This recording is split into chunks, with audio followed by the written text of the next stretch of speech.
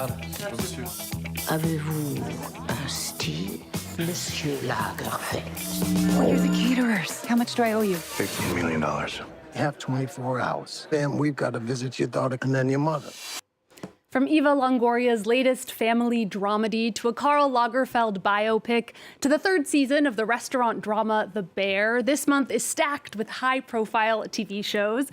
To tell us all about the lineup, I'm joined by our TV critic, Dheepthika Laurent. Hi, Dheepthi. Hi, Alison. First, though, Dheepthi, you're going to tell us about a stalwart of television and film, Donald Sutherland, who has passed away. That's right. The Canadian-born actor was quite prolific. He appeared in a World War II film called Dirty Dozen, the Korean war comedy MASH, and then he was known to younger generations as a villain as President Snow in the Hunger Games films. He most recently appeared on TV in Lawman Bass Reeves. That was last year.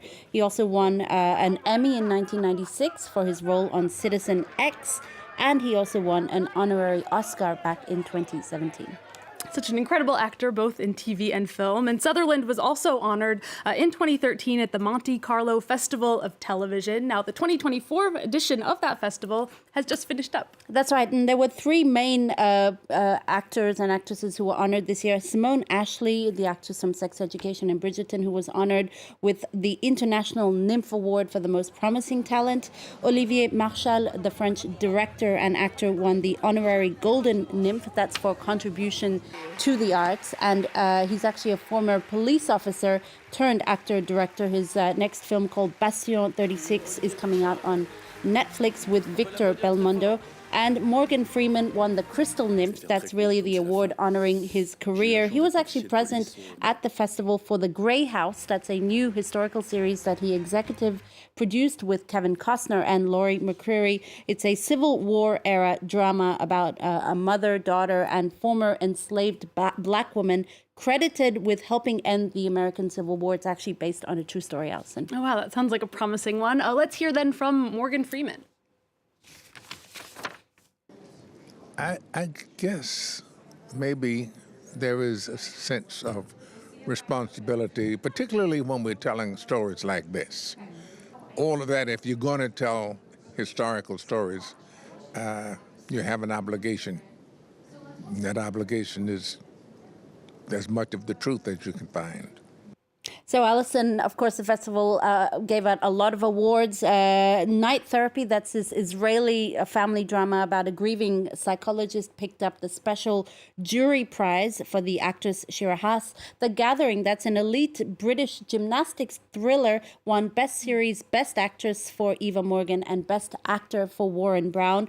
The Law of the Sea, that's a wonderful Spanish drama about a group of fishermen who rescued a boat of migrants in 2006 and ended up in the crosshairs of European migration policy. That won the Monaco Red Cross Prize. Best comedy went to Madam, a hilarious, subversive New Zealand escort drama starring Rachel Griffiths and Martin Henderson. It's really accessible and it's fun, but we're dealing with real issues that are relatable. But I have to tell you, we're the only comedy in a sea of very serious drama, so we're quite surprised. I think everyone can relate to one of the cast members, and it's a really accessible story, spearheaded by our amazing madam. We definitely need a lot of comedy right now, Alison. Also present, Lee Jung-jae. He's, of course, the protagonist of Squid Game. He was actually at the festival for The Acolyte, a new Star Wars spin-off that's actually out on Disney Plus this month. Take a listen. The Jedis we've seen until now have quite a bit of Asianness in them. Whether it's their costumes,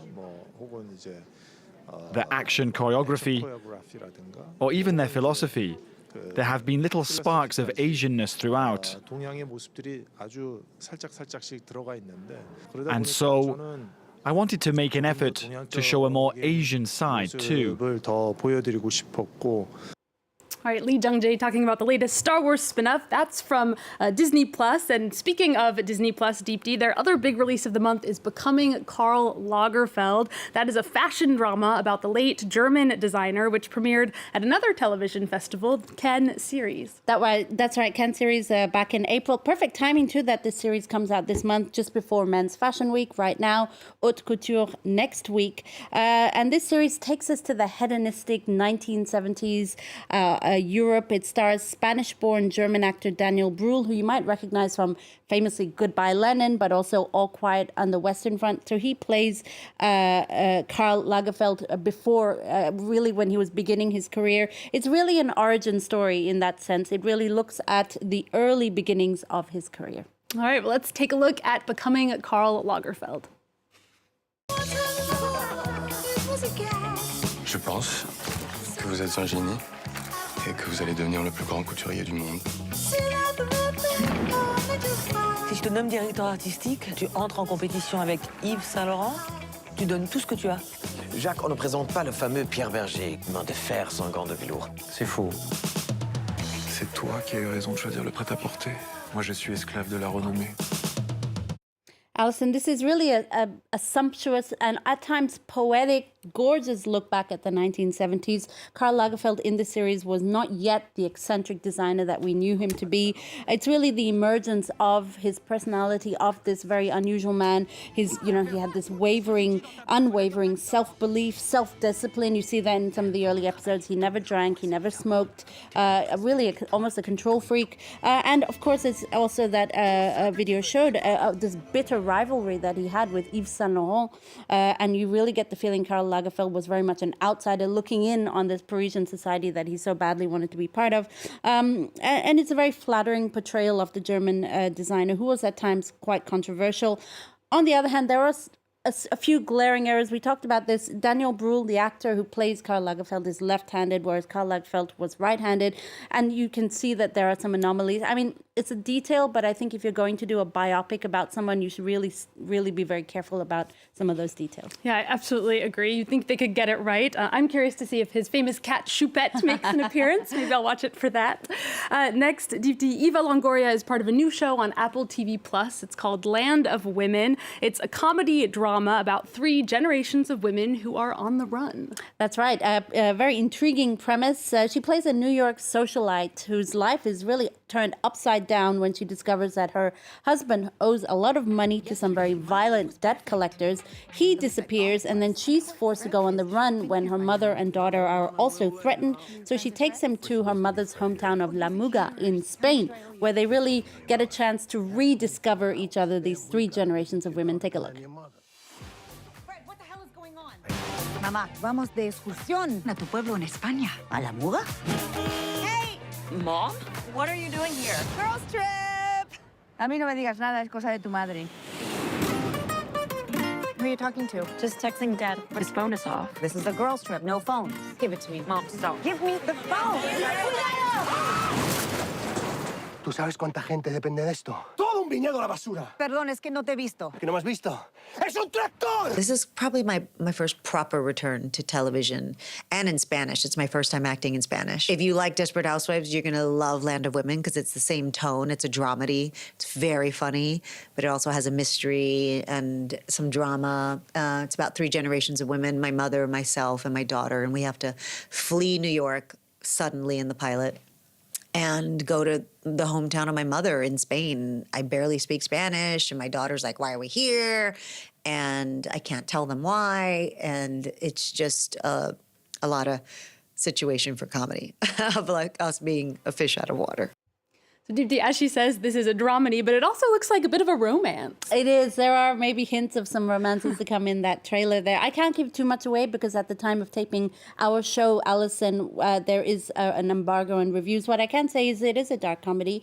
It's perfect escapism television. It feels a little bit like Under the Tuscan Sun, set in Spain, that meets Queen of the South, meets Desperate Housewives. That's what Eva Longoria said as well. Her character is very similar to her Desperate Housewives character, Gabrielle Gabrielle Solis. Very good-hearted, but quite shallow at times as well. And it's really nice to see Eva Longoria back on the small screen. We'll see a lot more of her too this summer because she'll also be in Only Murders in the Building. The Emmy award-winning 4th season is out in a couple of months. Ooh, an Eva Longoria summer sounds good. And then another Emmy award-winning show that has a new season out this month as well, Chicago restaurant drama The Bear. It's out with season 3. Yeah, it's much awaited season 3. This The Bear is, of course, a comedy drama starring Jeremy Allen White, who actually picked up an Emmy for Best Lead Actor in a comedy series last year, or rather for the 2023 Emmy Awards. It follows the story of White's character Carmi, who comes home from the world of fine dining to run his family's sandwich shop after his brother's suicide.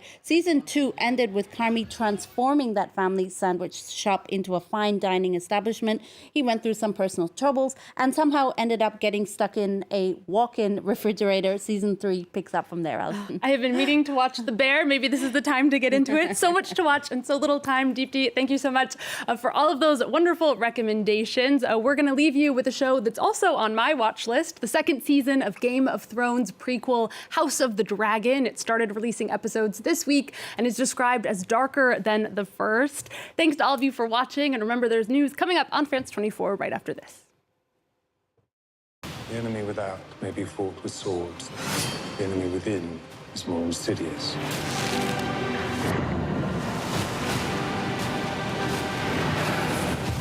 There is more than one way to fight a war.